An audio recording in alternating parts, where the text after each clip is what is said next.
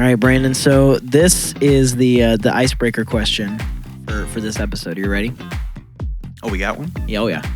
Even though everybody probably already knows you, I'm just, I have an icebreaker for every episode. If you could bring back any fashion trend, what would it be? Oh man, I am not well versed in fashion, my guy. I know. That's why this is funny. Ooh.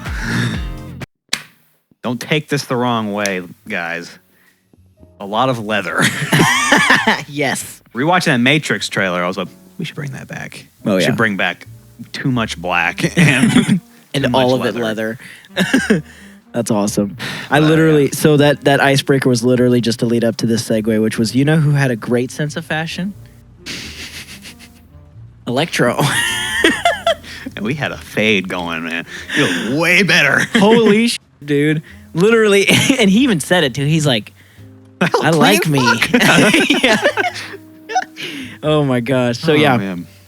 Obviously based off of that, we are talking about Spider-Man No Way Home. Sir. First, I'm going to ask the normal stereotypical question, what your thoughts were about the movie. And just kind of our, back and forth for those that are curious to go see it, you know what I mean? Who want to go see it or haven't seen it yet.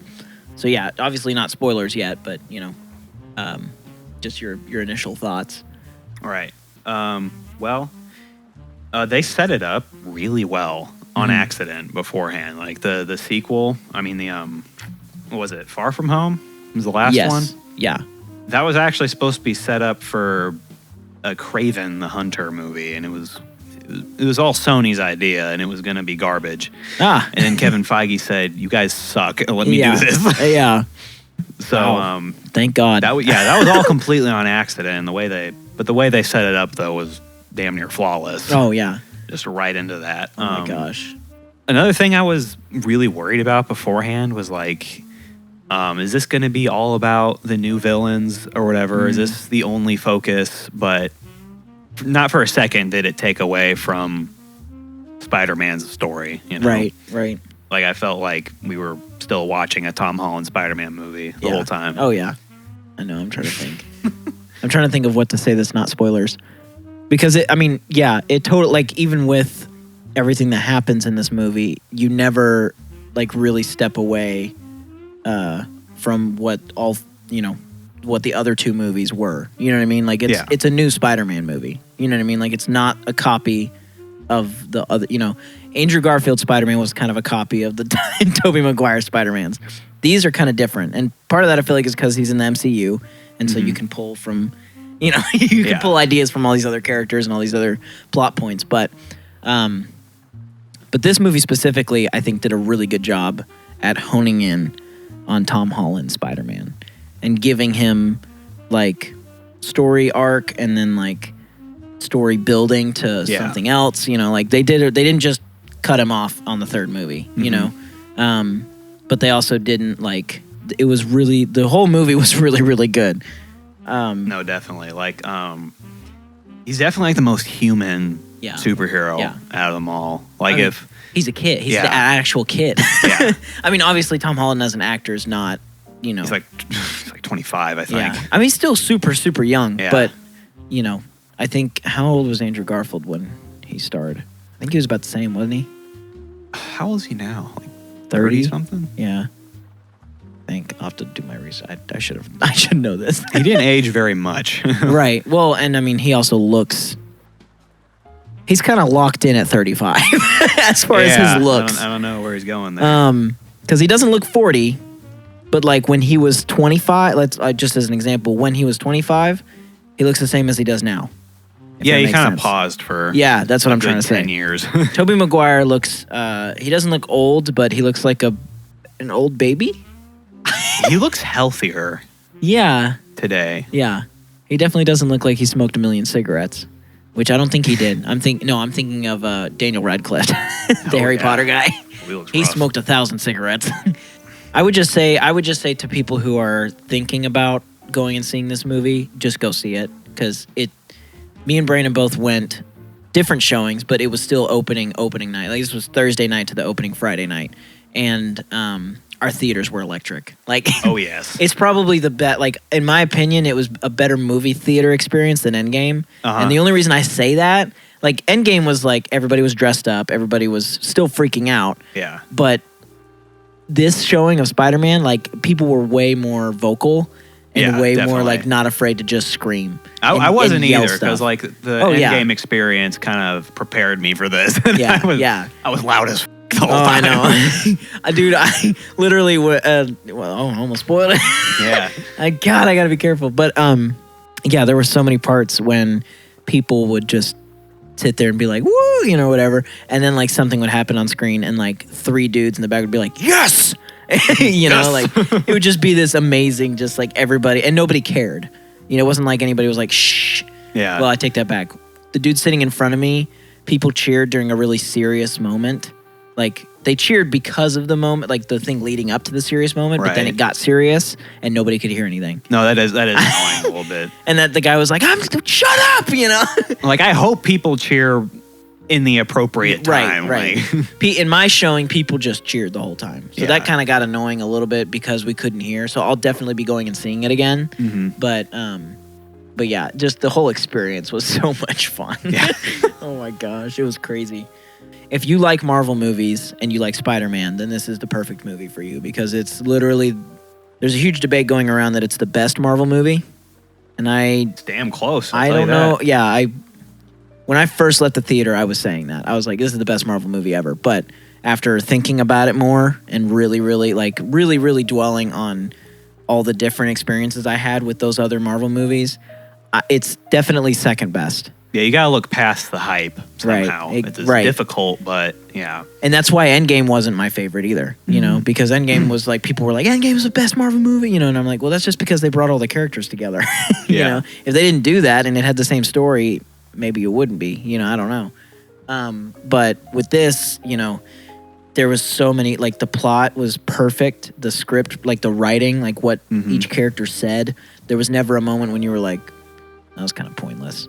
You know what I mean? Like, Yeah. I felt like everybody had something to say and they said it in the right moment. And then, like we were talking about, with all of the crazy stuff that happened in this movie, it still was able to focus on Tom Holland's Spider-Man. Well, I just spoiled it. I can't really cut that out because that's part of my whole thought. I had to cut off everything. I will say, like, all the villains other than Lizard, let's be real, Right. that none of them felt like wasted characters the whole time. Yeah. They had something to chip in. Kind of Lizard, I guess. He was more of a... This is what I like because in the Andrew Garfield movies, Lizard was I guess they treated him like a very serious character, and I don't dislike those movies. I actually really like those movies. Yeah, I do too. I'm thinking about it. But in this, they basically, I mean, this is, I guess, kind of spoilery, but they basically treated him like the Hulk. He wasn't really involved with a lot of the decision making. He was just there. And then, you know, the very small stuff that he did say reminded me of like what the Hulk, not Bruce Banner. Bruce Banner's an actual character and he made, you know, he was a part of the decision making and everything. But when he became the Hulk, I should say Avengers movie, like the original Avengers movie Hulk, that when he became the Hulk, it was different. You know, it was like Hulk smash, and then he would smile and then jump and smash stuff, you know, or whatever. It wasn't really like, this was before he had erectile dysfunction. He had Hulk, he had Hulk dysfunction or whatever you call it, where he was stuck as Hulk the whole time. Like, especially like Green Goblin, they used him like perfectly throughout. Like at the end of like the original Spider-Man from 2002, you're like, I kind of want to see more of this guy because he's got a brain. You know? He's kind of like the Joker of that universe. I guess like he knows where to hit, where it hurts. Oh yeah. We will get into that after we give you the spoiler warning. Right. And he he does such a good job at going back and forth. Like you can see his inner turmoil. Like, and I would say that's probably the difference between him and Joker is just that the Joker is all Joker, but he's got a battle. Green Goblin's got like a battle going. Yeah, he's got an internal battle going on where he's like, I don't want to do this. You'll know that, like if you've seen the Tobey Maguire movies, you'll know that he always is too weak and falls into the Green Goblin's thoughts, you know, and that character. Mm-hmm. And of course, Jon Favreau produced it. Like, come on. He makes the best freaking movies, man. I can't even take it. Or he helps make the best movies, you know. Man's been involved in every corner of Hollywood at this point. Oh my gosh. Every good corner, I'll say. Yeah. Usually, if he touches it, it's not garbage. Like, it may not be the best, but if he's involved, it's never horrible, you know? Yeah. It's always something that's worth something, you know? Like, 2008's Iron Man alone was yeah. really good. Like, seeing that again for the first time. Yeah. I had drank 3 because we got there an hour early, and we still had to wait in line. Did you have caffeine? Well, no. I had 3 slushies. Like, I refilled it 3 times, and I didn't pee, like, at all. Diabetes. So I was sitting there just like, you know, and every time something crazy would happen, I'd be like, but yeah, that was just like, that whole movie theater experience was so good, so good. Literally, and it was great. Like, getting there an hour early. You would think getting there an hour early would guarantee you a spot, and it did. We got a really good spot, but we were not. We were still a good probably 80 people behind in line. Like, and we got there an hour early. Like, the line, we got there, and we were a good 80 people, you know, back, and then there was still, like, people still kept showing up. Like, it was a sold out show, and I'm pretty sure that theater holds 300 people. Maybe 400. I can't remember what the person said. I'm not sure. Well, when we did the movie theater event, she sent me all the theater rooms that had different and the number of seats. And I'm pretty sure the Big D has over 400. I just can't remember if it was like 440 or like 480 or something like that. Oh, you went to the Spring Hill Theater? Yeah. Okay. Yeah. Okay. Yeah, I saw it in Big D. But anyway, it was sold out. And so we got there, and while we were waiting in line, because we got there and the other showing that was currently in there hadn't let out yet. And so they were holding everybody back. And they obviously needed to clean the theater. But anyway, we were waiting in line, and finally when they said, okay, it's clean, you guys can go, we all kind of looked back to see how long the line was, and it was out the door and out the parking lot, like over toward the left of the parking lot. And then after everybody got in, you know, person who works for AMC came in and was like, hey, this is a sold out show. If you have any seats, please scoot, you know, everybody scoot together to open up seats on the sides or whatever. And so everybody did that. And then people started showing up, you know, just coming in and whatever. And then obviously people were there saving seats for other people. And so people would be like, hey, can we sit? And they'd be like, no, sorry, these 10 seats are saved. And you're just like you motherfucker. Dickwad, you know? But literally that, and the reason I bring all that up is just because there was a row in front of us and there were people that were saving seats. And then I overheard somebody come in and sat down that was like, literally the line was almost to that back parking lot next to Jonathan's. Wow. That's like it went over the crosswalk, the first crosswalk, and then it started to go over the next one was the line. Of people or cars? No, people. Good God. Yeah. No. The cars, I mean, again, we got there early enough that there weren't a million cars. So at the time. When we got there. Yeah. Yeah. But it just shows, I mean, for a movie like this, at this time of showing, you cannot get there on time. Like, number one, you won't get a good seat. And number two, it'll take you forever to get in. So you might even miss the showing. You know, or the first, you know, couple of trailers. I mean, if you don't really care about that, then I guess it's whatever. But I like that stuff. Like, I don't really care for the, you know, pre-movie trivia and all that crap, like the advertisements. No one really does. I like the trailers. I like seeing, especially for this, I liked seeing all the new trailers for stuff that's coming out. Like all the trailers you really liked watching on YouTube just hit different. Exactly. We're 20 minutes in. You want to go to spoilers? Yeah, I think we've covered everything. You might need to cut out that last part, like 10 minutes. Yeah. I'll be doing a lot of editing. But anyway, so spoiler alert to anybody who hasn't seen it yet and wants to go see it or whatever. Highly recommend you go see it. But yeah, from here on out is spoilers. Come back right here when you're done. Right. And we can discuss. Oh wait.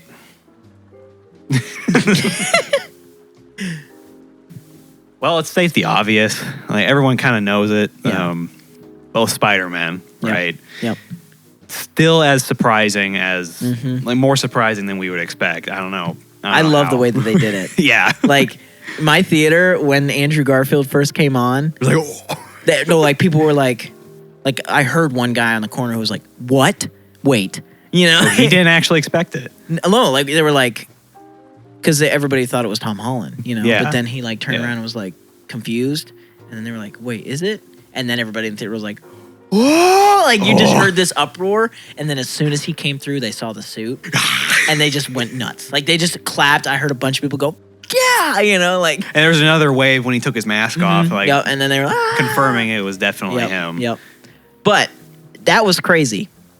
But literally, when Tobey Maguire came through, people were throwing their cups. Like people were going ballistic. Good they God. were jumping up in the air. Oh yeah. They were like, yes! You know, they were like, yes! They're throwing their popcorn everywhere. A lot of the older my fans showed up gosh. for him. Yes, Like, yes. let's be real. And oh my gosh, they did it so well. Like it wasn't like this cheesy, like just they came in and it was just like, it was just perfect writing. Like, Yeah.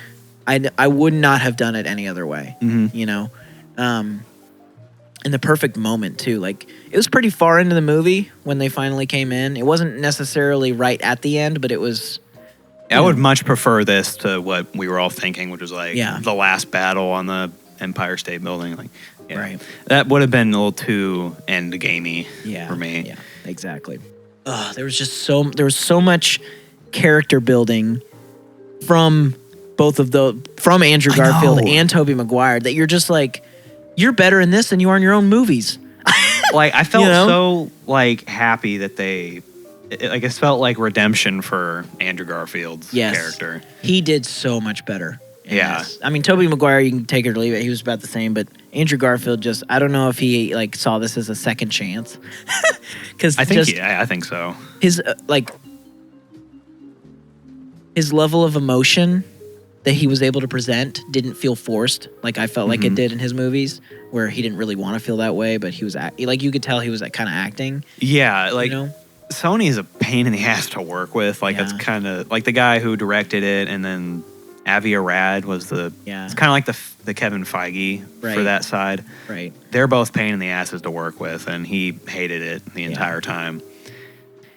And that's because I feel like in this they kind of let him do what he wanted, and it shows that he's a good actor. Yeah. You know, like I don't think Andrew Garfield's a bad actor. I think he's really good, and this would prove that theory. And I love the bonding between all three of them too. Like they're literally like freaking brothers. It's so good. Weird. Like Ethan and I were like, this movie doesn't feel real. I know. They're literally like, and it's so like, I thought it was funny, but then I was also like, I'm so glad they did this because I'm so used to the like, and hear me out. This is gonna sound really bad and controversial, but I'm leading to something. But I'm used to seeing the whole like feminist like just the constant putting people down. Yeah. If that makes sense. Mm-hmm. And it's usually because the whole female uprising, I guess, is taking light. Yeah. And so with this, I just loved that Peter was like, you guys are so much cooler than me. And they were like, no, you're amazing. You know what I mean? Like they built him up. And I was like, thank you. I don't give a shit that you're a dude. I just am so glad that you're just building people up. You know, you're not trying to put others down to... There's a lot more negativity than necessary when it comes to trying to be inclusive. Yeah, it's just there's like you're focusing on the exclusion of others rather than building other people up, you know? Which kind of brings me to another point. Yeah. Aunt May's character was a lot better than I expected. Like, we were all waiting for, when is this Uncle Ben situation going to be explained? But she was the Uncle Ben, kind of. There was no Uncle Ben. Yeah. She was a single woman who took on Peter Parker in this, dimension or whatever, who took on Peter Parker when his parents died. Yeah. Which they don't really explain his parents at all. So, I don't know exactly what that's about, but it's obviously not his mom. He says Aunt May, like it's his aunt. So he has to have parents, There's no explanation of how Peter Parker ended up with Aunt May, but I'm assuming it's because his parents died or whatever. But But yeah, how do you feel? Again, spoilers. But how do you feel about the death? Yeah, Aunt May's death. Something about it felt way more emotional than either of the Uncle Ben's death, because it's like she gets hit and she's kind of pretending she's okay, and you kind of feel like maybe she's doing this to prevent him from losing it or whatever. I mean, I honestly thought she was okay. Yeah, I did too. Like, I thought she was gonna make it for a second. I mean, when she got hit by the glider, I was like, oh yeah, that's it. Yeah. And I guess it was more realistic, I guess, because when you're in shock or whatever, like if you've ever broken a bone or whatever, like it'll hurt when you notice it. Yeah. But you don't feel anything until then. Yep. You're just in shock. Yeah, a lot of people will tell you the same thing about like dying. It's like you don't really notice it until you start to feel weak. And you're like, oh, this is it. Yeah. That was really fucking sad. Holy crap, dude! This is what's funny. So, I knew it was happening. I knew Aunt May was gonna die. Like, especially after she said, "With great power comes great responsibility." Yeah, I knew it. I was like, she's gonna die. But I didn't know when. I didn't know how, and I didn't know why. If that makes sense. Yeah. She died shortly after she said that. And it was like, okay, you know, that's kind of what Uncle Ben, you know, it plays on with the same concept, you know. Yeah. And it's just like, but again, so that was how the way that she died was like, it was just, again, it was that same thing because you thought she was gonna make it. I mean, she got hit by the glider, you're like, she's dead. But then she stood up and they were like acting like they were about to walk out. Like, wow, is she good? And then she collapsed and I was like, oh, damn it. You know, and then she was in shock. She was like, I'm good. I'm just going to catch my breath. Like, she didn't even know she was dying. Yeah. You know, or like you were saying, maybe she did and she was just playing it off. But, that was rough. But Tom Holland, like... He's good with scenes like that. Yeah. And this is where I have a little bit of an issue with Tobey Maguire and Andrew Garfield. Is like, yeah, you need to be emotional. Their crying's not very believable. You need to be realistic. Yeah. Like, if somebody... I mean... I don't ever want to experience that. So I can't really say anything with any credibility. But my opinion is that both of them, Tobey Maguire and Andrew Garfield, were way too emotional.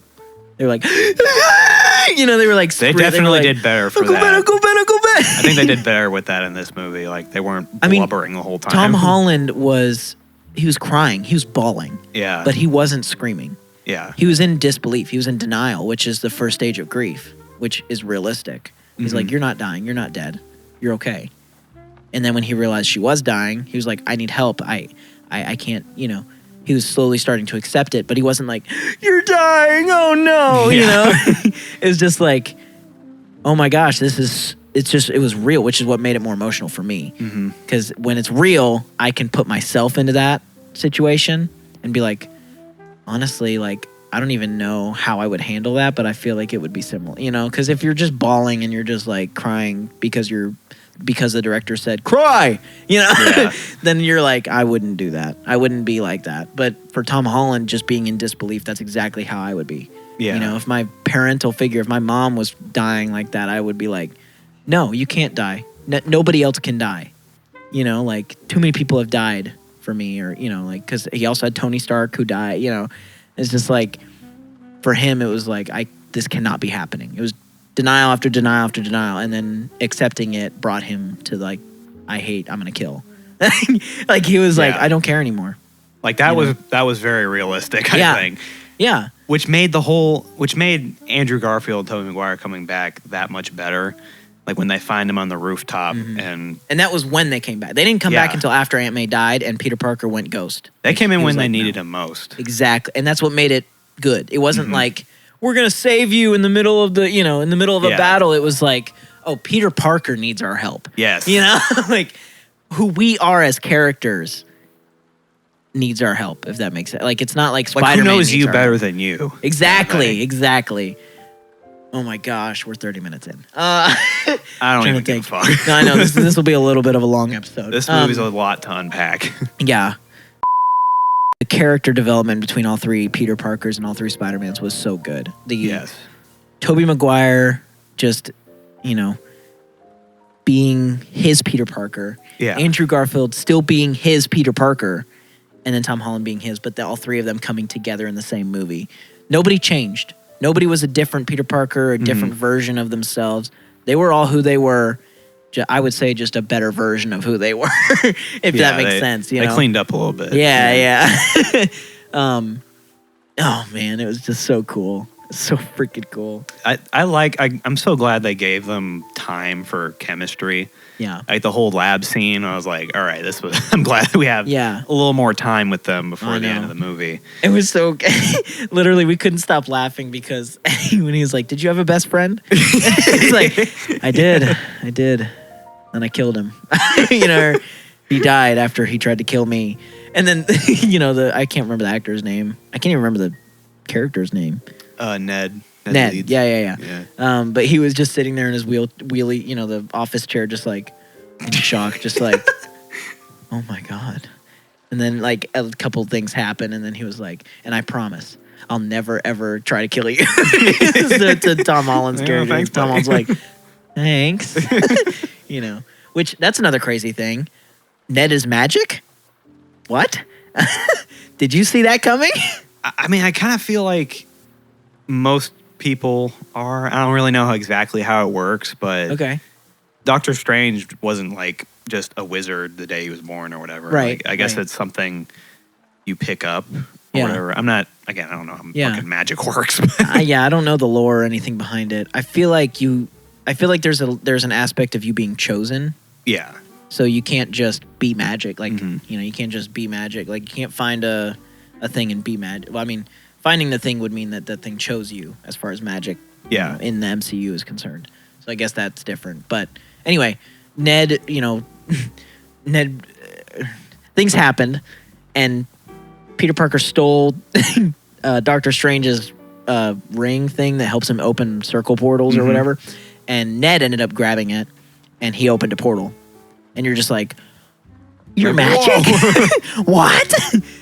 Which was hilarious because they did that in the final battle, like where he opened a portal and then he went to shut it and couldn't shut it. He was like, I'm trying. And they're like, okay, we're going to do this for the 15th time. Here we go. Just, no more Spider-Man. Here we go. And then they couldn't do it. But what was I leading to with that? I can't remember. Okay, one of the questions I had was, what was your favorite scene in this movie? I feel like we get this question a lot. Yeah. And it's always extremely hard to answer. But good Lord, especially for this movie. Yeah. I have a couple that are in my top 5, but there's one that just, it hit me at home. Number 1, because Andrew Garfield is my favorite Spider-Man. And the only reason I say, I'm not saying he's the best. I'm just saying he's my favorite. And that's because I get that more now, I think. Right. Well, and that's because he's like, in the movie he's a skater. Yeah. And then I resonate with that. He looked younger than Tobey Maguire. This was before Tom Holland. He looked younger than Tobey Maguire, so I felt like he was more of a Spider-Man because Spider-Man wasn't, eventually he was in college, but what I grew up watching was him in high school. Yeah. So, and reading and whatnot. So it was like, I'm used to the younger, whatever. And at the time, in the first Andrew Garfield Spider-Man movie, in the first Amazing Spider-Man movie, he was in high school, And so I was like, okay. And not to mention he was a photographer, which I know is like normal, but he did it as like a hobby. He didn't do it, for whatever. Man, somebody just paid you money. Yeah, I don't know what that was. Anyway, but like his type of photography is my type of photography. It's a hobby. It's something that you do for fun. Yeah. And I'm just like, that's cool. So I loved Andrew Garfield. So I hope we see more photography Spider-Man later on. I think we will because he has to, spoilers, but he has to have a job now. Yeah, he's like fresh slate kind of thing. At the end of this movie, that's a huge, huge spoiler. At the end of this movie, everybody forgets who he is. Yeah. Who Peter Parker is. Everybody knows Spider-Man, which is kind of a huge plot hole in my opinion. Because I don't know how you can know Spider-Man and not know Peter Parker, but we'll get over that. Like I'm thinking it's more like everybody remembers him with the mask on. Yeah. Kind of thing. Okay. It's like in the Battle of Endgame, he just kept his mask on the whole time instead of, hey, Peter Parker, you got something for me? Right. Yeah. Yeah. Okay, that makes more sense. Anyway, so with the Andrew Garfield thing, this is my favorite scene of this movie. But when MJ falls and Andrew Garfield is the one that jumps down to save him and actually saves her. Dude. When he started crying, I cried. I feel like everybody else did. Oh my God. I know, but it wasn't like, for me, I started crying because I was like, that was in his movies. Mm-hmm. Like, that was the scene that I was like, and I know this sounds super corny and super whatever, but like, if I was Spider-Man and I had a girlfriend and that happened, or like if that happened to my girlfriend and I was Spider-Man, I would not be able, like, I really, like, I was able to put myself in his shoes in that movie. When this happened in this movie, I lost it because I was like, bro, I feel that, dude. You know, man. Like, and that, it's what I love because it humanized him. Yeah. Like, he could have just saved her and been like, second time's a charm, you know, or he could have done something corny, which Sony probably would have done. But because it's MCU and because it's Jon Favreau and because it's all of this, and they were developing his character, they allowed him to be emotional. Yeah. And he was, you know, he was crying, and you're just like, you just resonate with that, you know? You're just like, especially knowing like how fucking depressing Amazing Spider-Man 2 was. I know. Like, that ended horribly, and you're like, God, I need a shower now with my clothes on. Right. And it's I keep going off on tangents, but like, and that's another reason why this movie's so good, because it doesn't change a thing in those movies. It changes future movies. Yeah. But it doesn't change any of those other ones. It doesn't mess with those movies. And it kind of gives you closure a little bit. Right. Yeah. It builds a new sort of like thought process, or a new, I don't know what you would call it. Just like, you can go back and watch those movies and it wouldn't change anything. This is the only example I have, but like, if you played The Last of Us 2, it ruins the first Last of Us for you. Right. Like, as far as video game story goes. Just because of what happens and how it happens. In this, no. In this, things change in those timelines, but it doesn't change those movies at all. And that's what I did not expect that in a plot, as a plot point for this movie, was helping the villains. Yeah. I did not expect that at all. And then when it started happening, and then they cured Doc Ock, I was like, so is he on your side now? Is he like gonna fight with you? And then he did. I was like, oh my gosh, this. Like, he's always been like a good person at heart, yeah. And then that happened. Right. He still is. Dr. Otto Octavius is a good person. Yeah. It's the tentacles that are bad, and they're the ones that control his brain. Yeah. You know, and so having that chip, they were not, you know, not anymore. And it was just, so good. Like, I feel like the phrase "with great power comes great responsibility" made way more sense in this movie, because you see it play out the whole movie. Yeah, I know. And I don't really remember it making a lot of sense in the other ones. Like, you were like, yeah, right, good shit. yeah. Well, it was just like, with great power comes great responsibility, which in Tobey Maguire's things translated to "don't kill him." You know, don't kill the guy that killed your uncle. But this takes it a step further, which is like, kind of love your enemies kind of thing. Exactly, because in this one, if Tobey Maguire wasn't there, Tom Holland's Spider-Man would have killed Aunt May's killer. Right. Like, it would have happened. He had no regrets. He was like, I'm going to kill you. Almost there. Yeah. But Tobey Maguire's Spider-Man jumped in, stopped him, and then helped him kind of not see red anymore. Yeah. And then helped him, you know, end up winning. But it's just like, again, it was just all three of those characters coming together was perfect. I don't want it to be done any other way. Mm-hmm. Like, if somebody was like, I would not do an alternate ending to this movie, because I love the way that they did it, you know? It's like any other like fan ending you can think of, is kind of like, this would be really flavorless. Yeah, it would not be as good. Yeah. Because they did such a good job with this one. I mean, it just, oh my gosh, it was just so. Like, I have no hate for Endgame good in my heart, other than a couple things, but yeah.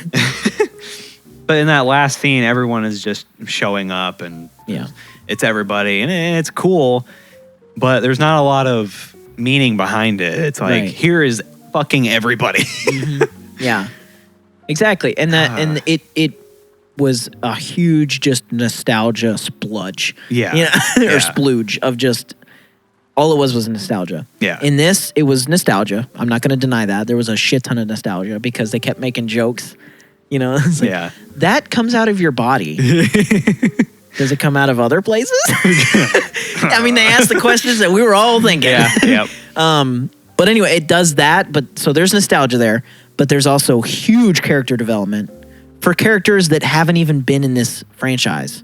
Yeah. Like, what? You're going to sit there and build character development on characters that are from other movies? It's like you know them, but you're like, this is so bizarre. It's just, I love it, though. Yeah. You know? I mentioned this to my mom on the way home, and I was like, the three Spider-Man together kind of remind me of A Christmas Carol. This is related. Okay. Follow me here. Okay.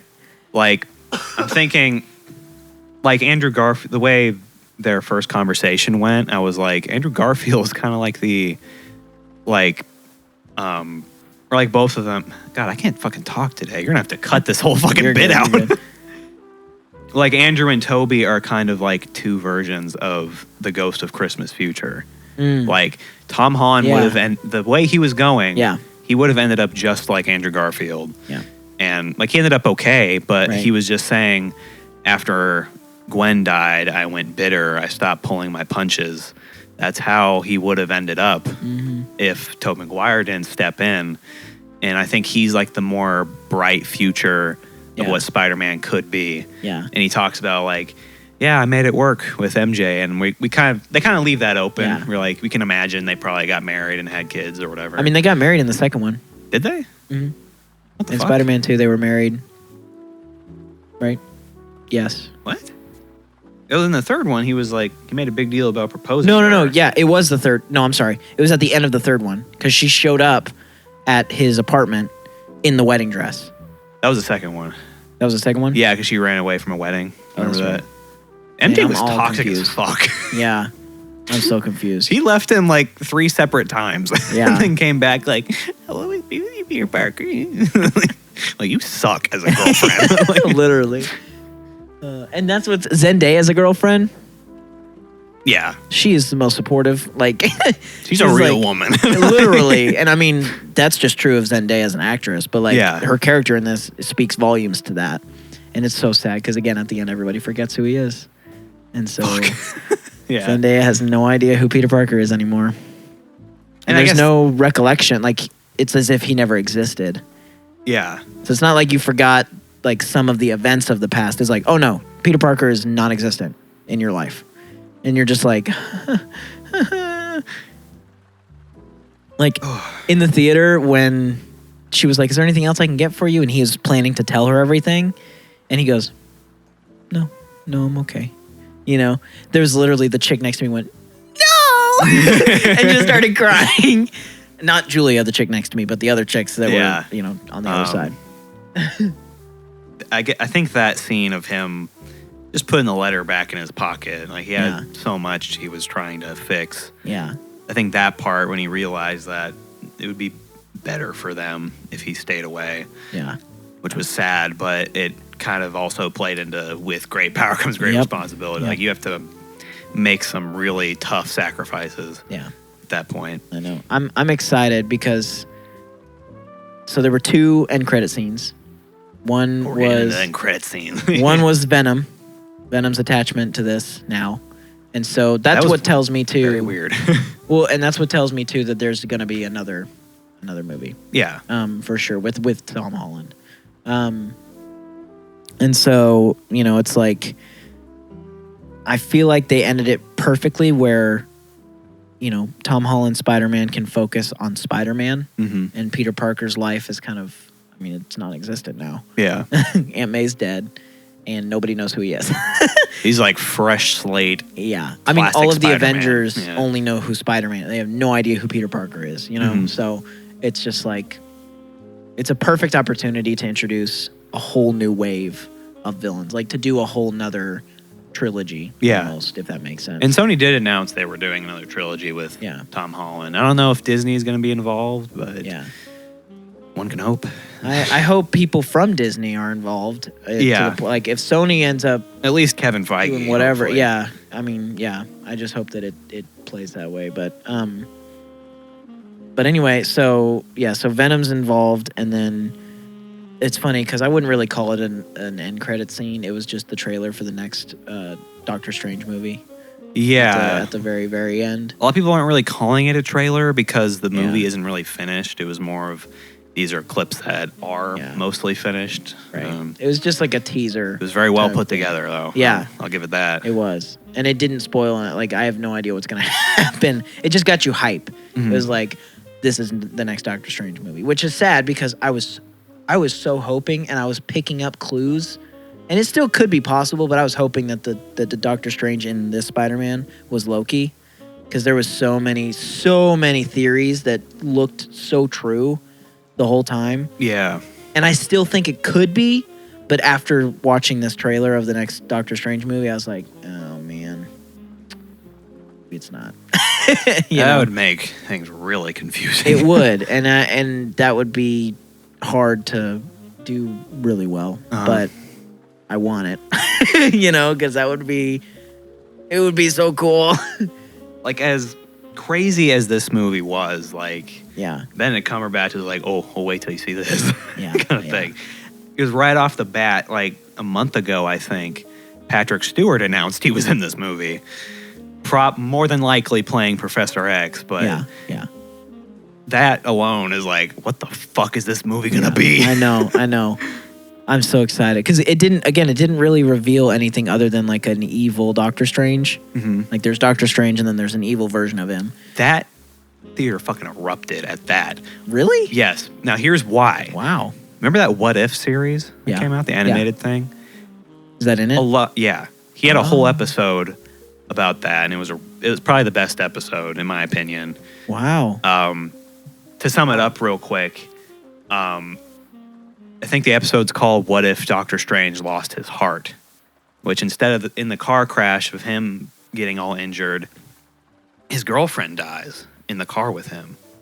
He's a good person in the beginning. Yeah. And after that, he discovers magic and tries to go back in time to bring her back, but kind of like the laws of the universe won't let him do it. Yeah. It's like a nexus point is what they call it. Yeah. It's like something that has to happen for him to move on. Right. Or for the universe to move on. Yeah, Like she has to die at that point. And he will not accept that. Yeah. So what he does is he goes to this temple or whatever, opens a book, and decides he's going to consume like every mystical being he can find in this book. And it's like a time lapse of like 50 years. It's really cool animated, like animation. Like I highly recommend watching it. It was so fucking Are cool. all of the What If episodes good, or are there some that are avoidable? I think all of them are good, but some are definitely considerably bleh. A lot of them are just better than others, I would say. Because I've heard both. I've heard that the show's crap, and I've heard that the show's really, really good. I think a lot of them makes you kind of appreciate the other characters that they focus on more. Like they had one for Killmonger from Black Panther, and you're like, ooh, they wasted this character in Black Panther. Wow. That's cool. I'm gonna watch that show then. I mean, you can cut this whole part out. I'll just Yeah. We're almost an hour into this. Yeah. I have to pull this down to 30 at least.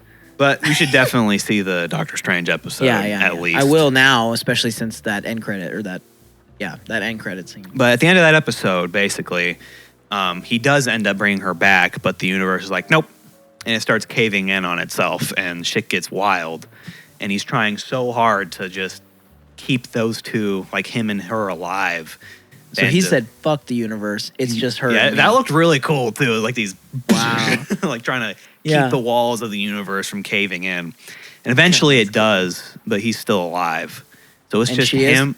No, she's not. She died. Yeah. But the universe didn't fix itself because she died at the wrong spot. Mm-hmm. Damn. She's kind of just faded away with the universe. So it's just him and nothing. Damn. And at the end of the season of What If, the Watcher kind of...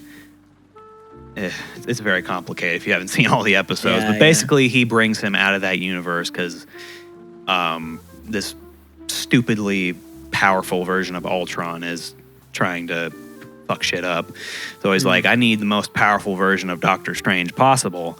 And so he takes that one in and kind of makes this multiverse Avengers thing, which was cool and confusing, but he's definitely the best character, I think, in all of that. Gosh, Marvel's in such a good spot right now. Yes. Like, yeah, they've got all the equity of having built up all these characters, and now they have like so much respect to where they could make shit up and people would love it. Yeah. Like, they can do whatever they want, basically. It's not like they can introduce new characters that have not been done yet. They can bring back old ones. People will have the same reaction. So yeah, that's why everyone was excited, because that character was definitely him. Yeah. And we're like, are they allowed to do that? Yeah. We're like, what the cartoon? Yeah. I mean, everybody says that What If's canon. Yeah. Like, I mean, fucking anything is canon at this point. Yeah. But again, that's what's cool, because now it's like you can bring in X-Men, you can bring in Fantastic Four, like you can bring in these characters and shows and movies that sucked a little bit, you know? Yeah. I mean, X-Men wasn't. I liked Wolverine. I liked the Wolverine movies. The X-Men, the original X-Men movies, I liked too. I didn't like the newer X-Men movies. About Days of Future Past. I feel like that was probably the better out of the newer ones. It was, but I don't know. Yeah. I'm not a huge fan of X-Men in general. I'm a huge fan of Wolverine, but not the rest of them. And so it was hard for me to, like, I feel like those movies were meant for fans of the original show, or the original movies. Fantastic Four was all crap. All the crap. So I hope that every version. Yeah, I hope that they just clean slate that. And if they bring them back, they bring them back completely different. Like, it has nothing to do with the way that they did before. Well, I mean, now that you mention that, the same director for No Way Home is doing the Fantastic Four reboot. Yeah. Which kind of gives me hope, because he's got a good balance, I think. Like, the original Fantastic Four was too hokey. Yeah. And then the remake was like, we are the Dark Knight now. Yeah. I'm okay with them bringing, like, actors back. I'm just saying, like, I don't want those characters to act the same way that they did in the other ones. If that makes sense. Like, be, you know, the Mr. Fantastic, be the Invisible Lady, be the Fire Guy, be the Rock version of Hulk. But don't be those versions of those people like you were in the other movie. Like, take them, do something different, you know? If that makes sense. I mean, it's just definitely going to get weird from here on out. Have you seen Loki? The show. Yeah. So you know Kang at the end of the show. Yeah, he's going to be the villain for Fantastic Four and the next Ant-Man movie. Probably going to be in Doctor Strange at some point. We don't know what the fuck that movie's going to be about. I know. That movie could literally be anything. Yeah. It would not surprise me. I'm so excited. Oh, the last thing I was going to mention, it was like the first thing everybody cheered about. Yeah. Was when Daredevil showed up. Yes. I didn't see that coming. Me neither, because I was like, that doesn't sound like, where would he fit into this? Right, exactly. I was like, he's the lawyer, of course. They just dropped him in there, you know, but it was like, oh my God. And then I love it because when they threw the brick and he was like, kunk, dude. Tom Holland was like, how did you do that? I'm a really good lawyer. Man. I nerded out so hard there. Yeah. So I was like, people know this character other than me? You're right. Because that's what it feels like. To this day, that's my favorite show of all time. Like, I had to rewatch it to be sure, but goddamn, I recommend it highly. Yeah, that happened.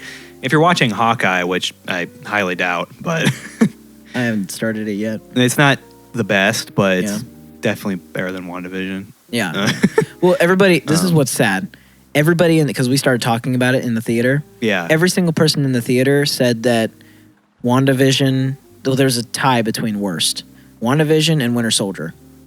They said that those two were the worst MCU shows right now that have come out. I kind of liked Winter Soldier. I did too. Wasn't the best, but... Right. So, you know, switch those two around how you want. WandaVision's the worst, and then Winter Soldier, and then they said Hawkeye, I think. That sounds about right. And then the best was hard because people were saying that Loki was the best, and then other people were saying What If was the best because they were counting What If in that category. Am I missing a show? I don't think so. I think that's all of them. Right? Yeah, it's got to be. Disney's been busy. I know, I can't. Well, I'm like, well, what about the? And I'm like, no, it's Mandalorian. Yeah. You know? No, I think you got them all. Okay. So yeah, I was pretty much saying that Loki or What If was the best. Those were interchangeable too. Yeah. So, which, I think I can Just recommend depends. Hawkeye because it's more grounded. Yeah. There's a lot less fantasy going Yeah. on. There's a very good connection between yeah. the two main characters, and it's not like the new Hawkeye is kind of like before you see it, you're like, oh my god, of course they are, Yeah. because It's a girl. it's a girl, Yeah. and that rings bad news for a lot of people. Not Right. because she's a woman, but because Marvel is making a woman character. Yeah. That's gonna Yeah. sound horrible out of context, but you know what I mean. Yeah, no, I mean, it's like what I was saying earlier. It's putting other people down. They feel It's like not they don't really building know how people to naturally do it. Yeah, But yeah. Well, it without getting into the discussion of feminism, it's like right. this is just what you can see. Mhm. This is not opinion. This is what you see in every single one of those movies where it is led by, I say feminism, but it's led by that female uprising Yeah. concept. And it's that men are bad Yeah. or that women are better. It's putting people down. It's not building women up. It's putting men down to be able to stand on top of men, if that makes sense. Mhm. You know, and I'm not stating my opinion on that. I'm just saying that's the reality of what you can see. Yeah.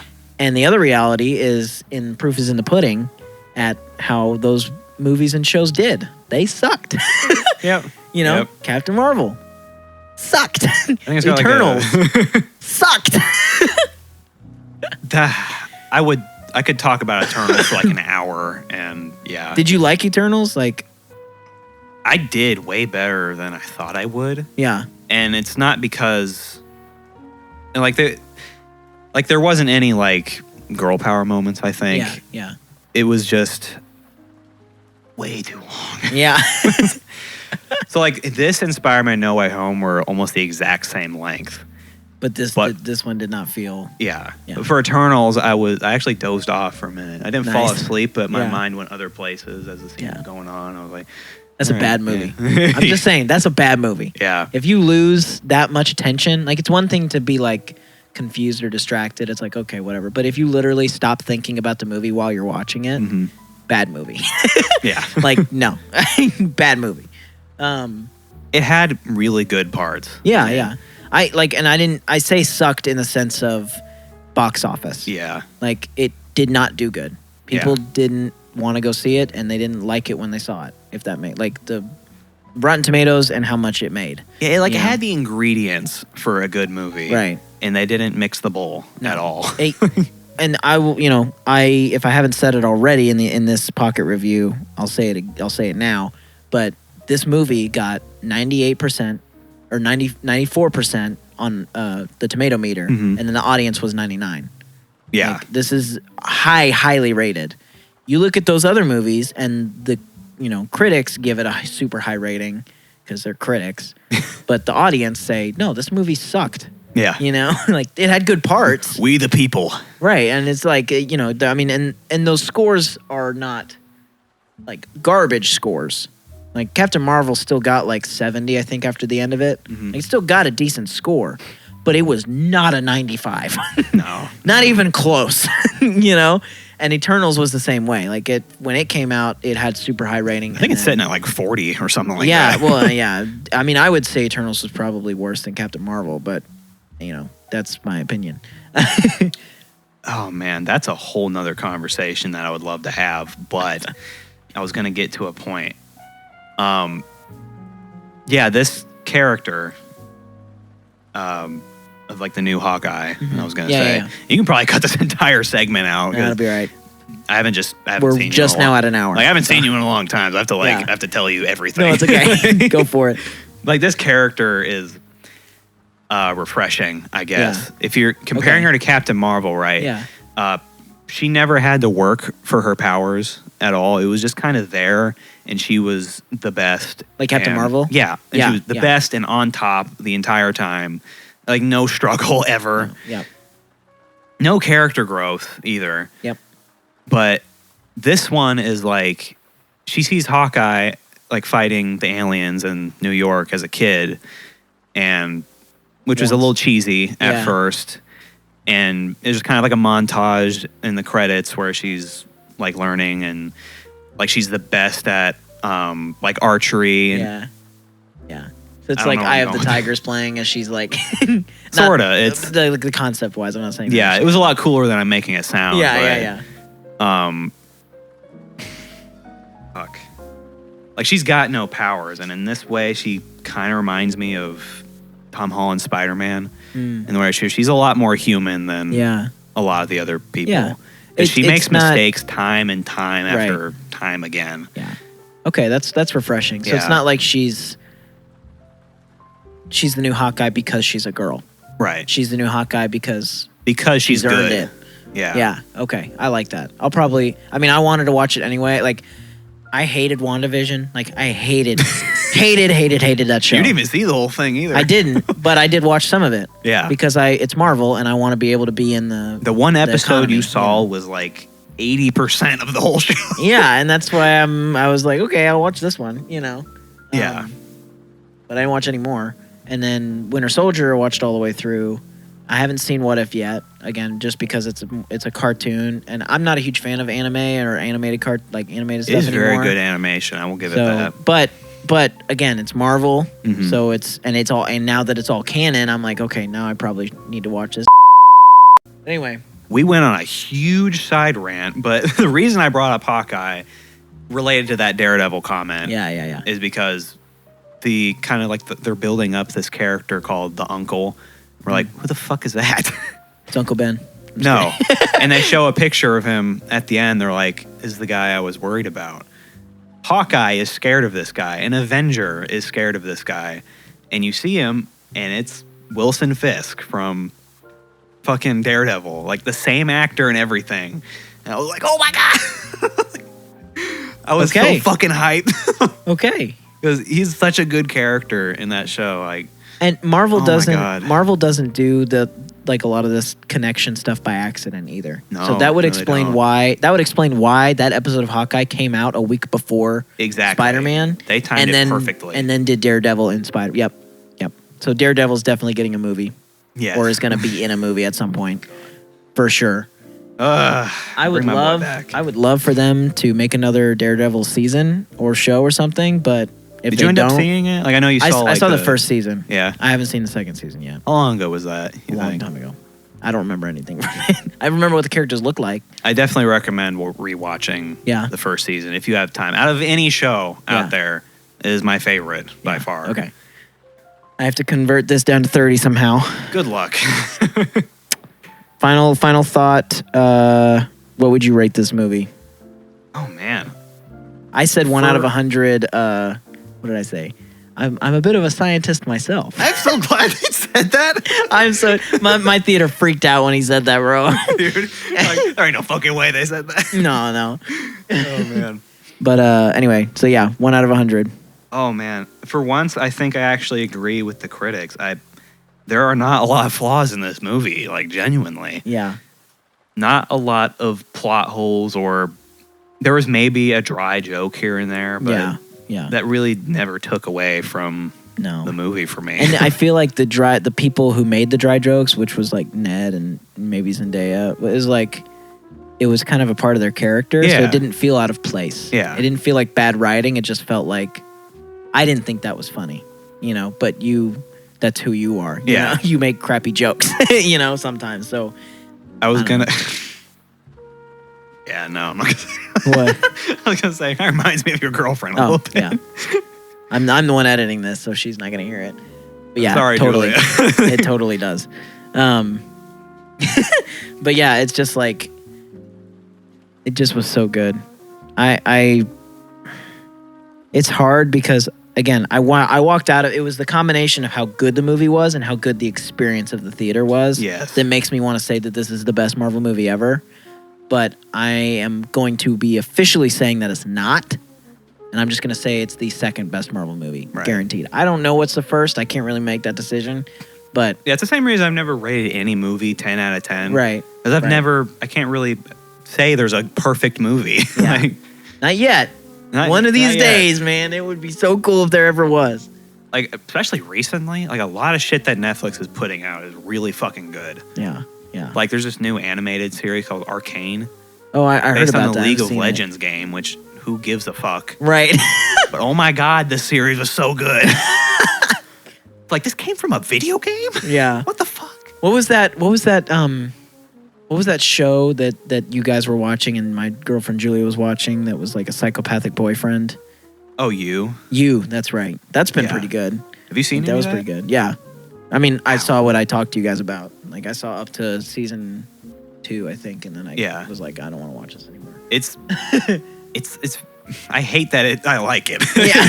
Yeah. Like, this show is so toxic. I know, that's why I stopped, because I was like, I don't want to give this any more of my time. Yeah. It's good. Like, But I'm dialogue done. especially is really good. Yeah, yeah. But yeah, totally. So anyway, all that being said, I would give this movie, I would probably give it exactly what, well, I'll give it 2 points more than the critics. I would say 96. Right. I think I'm around there too, around 96 to 98. Like, it's Yeah. as It's close good. to perfect as I Yeah. can give it. Yeah. Like I can't even think of what you could add to make it perfect, but it's not. Like, you know what I mean? Yeah. Like, I feel like it's perfect without being able to say that it's perfect, because I can't think of a way to make it perfect, but I also think it is perfect. That's so confusing. I think that's just embedded into our brains as Christians, because like, Yeah. we're taught like no one is perfect, Right. like other than God. But Yeah, like, yeah. I don't know. So We you just get apply into- that to the rest of our life. Huh? True. I mean, you watch these movies and you're like, you can't be perfect. It's impossible. Yeah. But I feel like you are, because you're amazing. You know? Jesus, you gotta drop a movie, man. Passion of the Christ 2. Crucify this. And he's got guns and stuff. I rode into town on an ass. Yo, mama's ass. What the fuck? Is that Family Guy bit? It's all Family Guy. Everything I Oh, just yeah. quoted. Oh man. But anyway, hopefully I can edit this down. I think officially I'll give it a 98. 98? Yeah. That's I can say with confidence it is the best Spider-Man movie. Oh, yeah. Yeah. 100%. And I would, like, I think everybody would agree with that. Like, it's better than the Tobey Maguire and Andrew Garfield Spider-Man movies, ironically, because it has them in it, but they're True, better. yeah. Like, yeah, I just like it a lot more, you know? I mean, you can't watch this movie without seeing those movies, I guess, because then it won't be as good. Because you'll see Yeah. all those other Spider-Mans and you'll be like, oh, you're another Spider-Man, that's cool. And then they'll make these jokes and these, like, lore pieces, and you're like, huh? You know, you just be like, okay. I think they put their faith in the audience because Yeah. fuck hasn't seen at least one Spider-Man movie. Right. Like Or they're at least know enough about it to make sense of all of that, you know? yeah. Yeah. Like if Totally. someone were to ask me like, what's your favorite character of all time, probably would be Spider-Man because there's so much you can do with him. Like Yeah. not just for villains and all that mumbo jumbo, but like there's a lot of depth to his character that Oh, yeah. just works every time. And Like, there's so many villains. so many fucking villains. Oh, there's so many good villains. Yes. They I barely love scratched the Spider-Man. surface too. I know. It's just and Spider-Man, like, if you think about the lore, he's also a part of the X-Men, you know? Is he? I mean, he's involved with the X-Men. He's Oh, not yeah. It wasn't up until the MCU that he was a part of the Avengers. In the comics, he was always with the X-Men. Yeah. He was with Iceman and Fire Girl in the Spider-Man and with Friends or something like that show. I haven't thought about that show in forever. And Iceman is an X-Men. yeah. You know? And so it's just like, and then like Spider-Man would constantly go. I mean, it's hard because like he's got a little bit of a, like him and the main X-Men dude is in the wheelchair. Professor X? Yeah. Yeah. Him and Professor X have a mind thing. Like he has spider sense. He has the little. You know what I'm talking about? Yep. The mind thing. And yeah, so it's just like they have this connection that gets him into the X-Men, and then he, you know, is kind of a part of it. So Except back then when he was a part of it, it wasn't like what it is today. Like, Yeah. it was a school for the gifted, but it wasn't like this kind of like matching outfits, you know, like we're here to fight. Like, it's just kind of like, no, this is literally just a school. You do your own thing. Like, Yeah. that's literally what it was. Like back then, it wasn't like a team. It was just like, you're Wolverine, you're Gray, whatever her name is, you're the Cyclops, and you guys each go out and do your own superhero thing, you know? And then Professor X stayed inside. And then Deadpool was fun. Deadpool fucked a lot of things up for people. Yeah. Good old Deadpool. But we should stop recording. Oh my God, we're gonna But be here I all definitely night. want to keep talking. But anyway, thank you guys for listening. Yeah. And yeah, we'll see you guys in the next episode. Peace.